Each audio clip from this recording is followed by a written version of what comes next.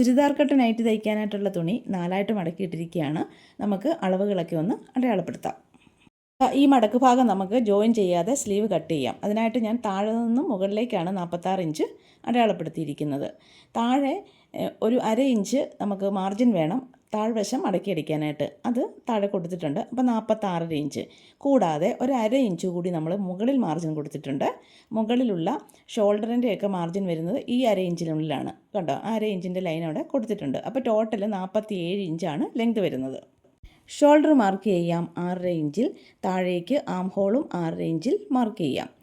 ഇത് ചെസ്റ്റ് ലൈനാണ്. ഇവിടെയാണ് ചെസ്റ്റ് മാർക്ക് ചെയ്യുന്നത്. ഇവിടുത്തെ ചെസ്റ്റ് 36 ഇഞ്ചാണ്. അതിൻ്റെ 4/1 9 ഇഞ്ച്. അതിൻ്റെ കൂടെ 3/4 ഇഞ്ച് ഈസും കൂടി ചേർത്ത് 9.25 ഇഞ്ചിലൊരു പോയിൻ്റ് മാർക്ക് ചെയ്തിട്ടുണ്ട്. കൂടാതെ 2 ഇഞ്ച് തയ്യൽ തുമ്പും ഇവിടെ മാർക്ക് ചെയ്തിട്ടുണ്ട്.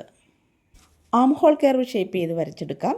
അതിനായിട്ട് ടേപ്പ് ആ കോണിൽ വെച്ചിട്ട് 1.5 ഇഞ്ച് മുകളിലായി ഒരു പോയിൻ്റ് അടയാളപ്പെടുത്തിയിട്ട് ആം ഹോൾ കർവ് വരയ്ക്കാം. അതല്ല എങ്കിൽ ആം ഹോൾ കർവ് വെച്ച് ഞാൻ മുമ്പ് കാണിച്ചു തന്നതുപോലെയും ആം ഹോൾ കർവ് ഷേപ്പ് ചെയ്ത് വരയ്ക്കാം. ഇനി വേസ്റ്റ് ലൈൻ മാർക്ക് ചെയ്യണം. ഷോൾഡറിൽ ടേപ്പ് വെച്ചിട്ട് താഴേക്ക് 14 ഇഞ്ച് മാറ്റി ഒരു പോയിൻ്റ് അടയാളപ്പെടുത്തുക. അതൊരു ലൈനാക്കി മാറ്റുക.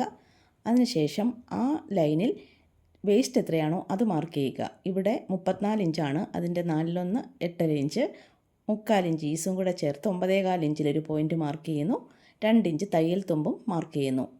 പിന്നീട് ഹിപ്പ് ലൈൻ വരയ്ക്കണം. ഷോൾഡറിൽ നിന്നും 19 ഇഞ്ച് താഴെ ഹിപ്പ് ലൈൻ മാർക്ക് ചെയ്യുന്നു. ഹിപ്പ് ലൈനിൽ ഹിപ്പ് അടയാളപ്പെടുത്തുക. ഇവിടെ 10.5 ഇഞ്ചാണ്. 10.5 ഇഞ്ച് മാർക്ക് ചെയ്തിട്ട് 1 ഇഞ്ച് തയ്യൽ തുമ്പും കൂടി മാർക്ക് ചെയ്യുന്നു. പോയിൻ്റ് എല്ലാം കൂടി യോജിപ്പിക്കാം. കട്ടിങ്ങിൻ്റെ ഫുൾ വീഡിയോയുടെ ലിങ്ക് ഡിസ്ക്രിപ്ഷൻ ബോക്സിൽ കൊടുത്തിട്ടുണ്ട്. താല്പര്യമുള്ളവർ കണ്ടു നോക്കൂ.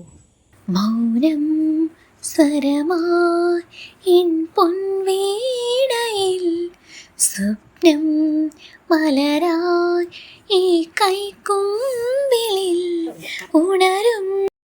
കട്ട് ചെയ്തെടുക്കാം. മൗനം സ്വരമായി എൻ പൊൻവീ